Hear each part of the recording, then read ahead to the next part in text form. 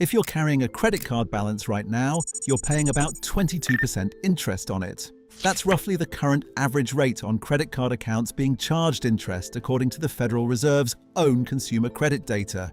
The stock market, over the long run, has returned about 10% a year before inflation. Biggest barriers to saving for a down payment has been surging credit card debt. The profit margin for credit card companies now exceeds 50%, one of the biggest. And that's the steepest they've been since 1994. Probably just a normal consolidation context of a bigger bull picture. So this shouldn't even be a question. Your debt costs 22%. Investing might earn 10%. Kill the debt first. Done. Except real life is messier than that. Some Americans are putting money into their 401k every single paycheck, while a credit card balance sits there growing against them. And here's the uncomfortable part. For some of them, that's actually the right call. How can both be true? How can it be smart to invest while you owe money, and also smart to do the exact opposite? The answer comes down to 3 specific inputs in your life.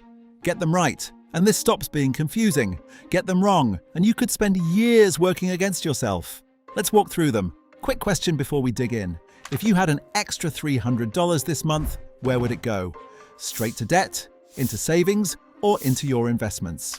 Hold that thought, because there's a decent chance you'll rethink it by the end.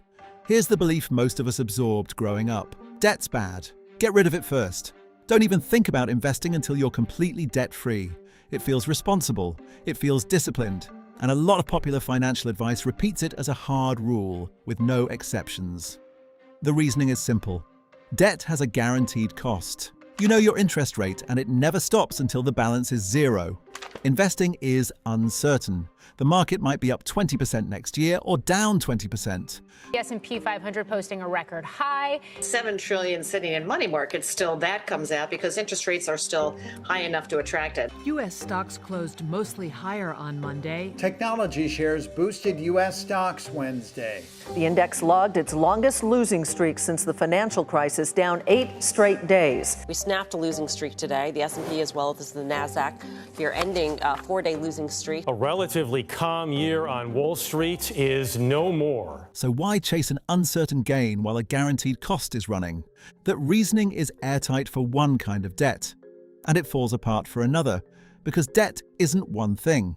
A credit card at 22% and a student loan at 5% get lumped into the same advice, but they are not the same financial problem. And there's a second thing this all or nothing rule ignores completely. Money your employer is trying to hand you for free. That's where the real evidence starts. Start with the debt itself, because not all of it behaves the same way. High-interest debt, mostly credit cards, currently averages around 22% a year for accounts being charged interest. That's based on the Federal Reserve's G19 report. If a $5,000 balance stayed around that level for an entire year, the interest alone would be roughly $1,100 before making meaningful progress on what you actually borrowed.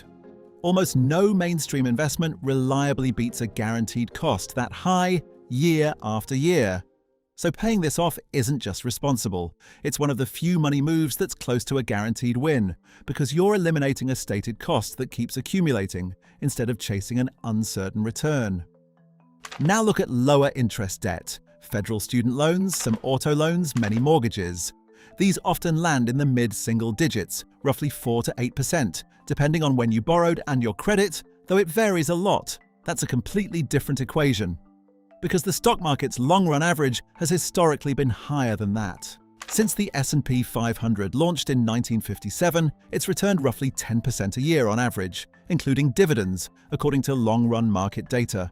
After inflation, that real return has historically been closer to 6.5% a year. But here's the catch, and it's the thing people forget. 10% is an average, not a promise. And definitely not a promise for any single year. The market has gone through entire lost decades. From 2000 through 2009, the S&P 500 essentially made investors nothing over 10 full years. U.S. stocks closed lower on Thursday as investors evaluated key economic indicators ahead of the Federal Reserve's policy meeting next week.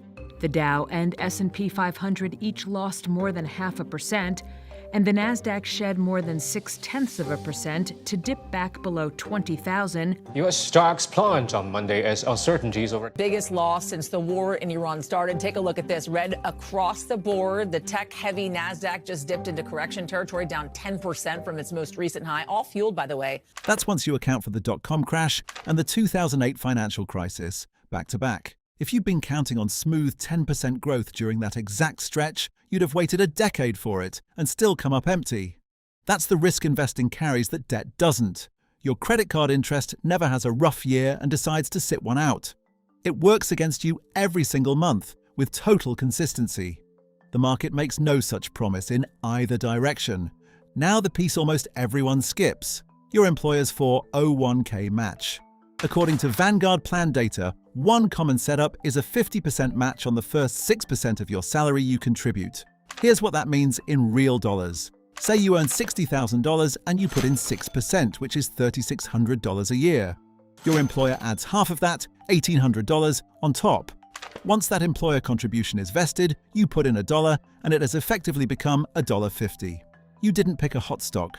You didn't time anything. The additional value came from the match before the market did anything at all. That is a 50% increase on the money you contributed, before any investment gains or losses. Very few investments can compete with that kind of immediate benefit. But you do need to check the rules of your actual plan. Some employer contributions belong to you immediately. Others vest gradually, which means you may need to remain with the employer long enough to keep the full amount. Walking away from a valuable match just to throw every extra dollar at a low-interest loan can genuinely cost you more than it saves. This is exactly where pay off all debt first, no exceptions, breaks down. If your only debt is a 5% student loan and your employer offers a strong match that you expect to keep, then skipping that match to clear the loan a little faster may be the more expensive choice. And yet there's one input that can override all of this, no matter how the interest rates line up: your emergency fund.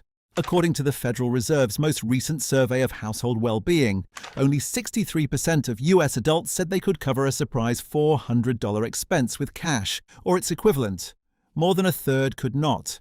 Think about what that means if you're one of them. People lost sight of three things.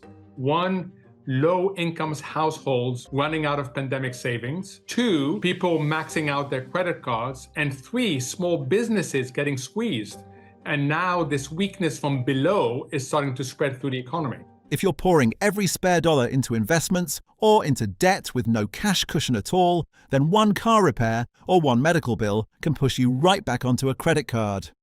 At that same 22% we started with, you didn't get ahead, you just moved the debt around and paid an entry fee to do it. This is why cash savings has a job the market can't do.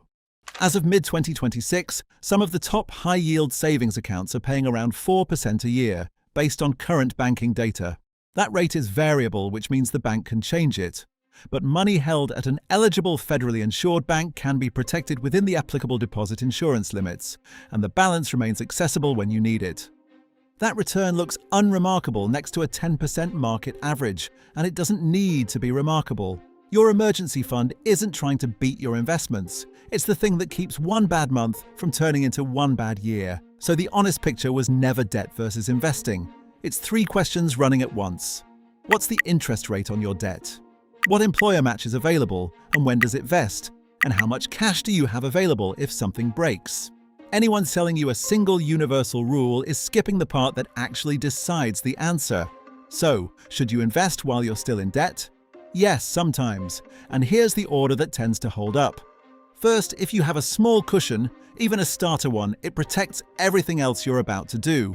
Without it, one surprise expense can wipe out both your debt progress and your investing at the same time. Second, in many cases, the next step is contributing enough to capture the full employer match, especially when that match is valuable and immediately vested. If the match vests over several years, then how long you expect to remain at that job becomes part of the calculation. Third, attack high-interest debt hard.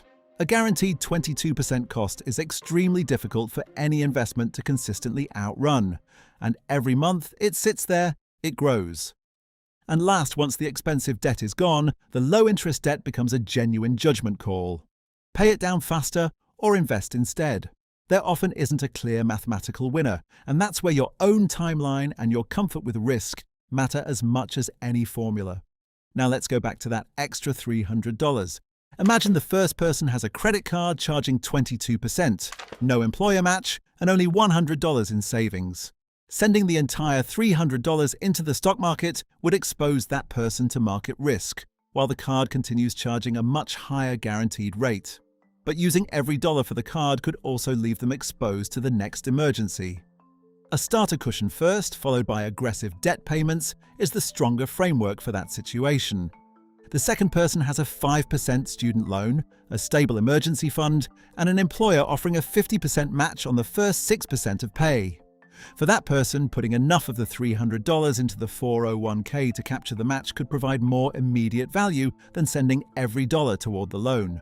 The third person has low interest debt, no employer match, and enough cash to handle a surprise expense. Now the answer becomes less obvious. Paying the debt creates a predictable return through avoided interest. Investing offers a higher potential return over a long period, but with more uncertainty. Either choice can be reasonable, and splitting the money between both may be reasonable too. The same $300 produces three different answers because the surrounding numbers are different. Who does investing while in debt actually favor? People whose remaining debt is low interest, who have a valuable match available, and who already have at least a little cash set aside. Who does it hurt? People carrying high-interest credit card debt with no match on the table. And people with no cushion at all, where a single unexpected bill can drag them right back into the debt they were trying to escape. The biggest takeaway is this: pay off all debt before you invest, and always invest no matter what, are both too simple to be useful. The real answer lives in the details that advice usually skips: your actual rate, the value and vesting rules of your employer match, and whether you can survive a bad month without reaching for a credit card.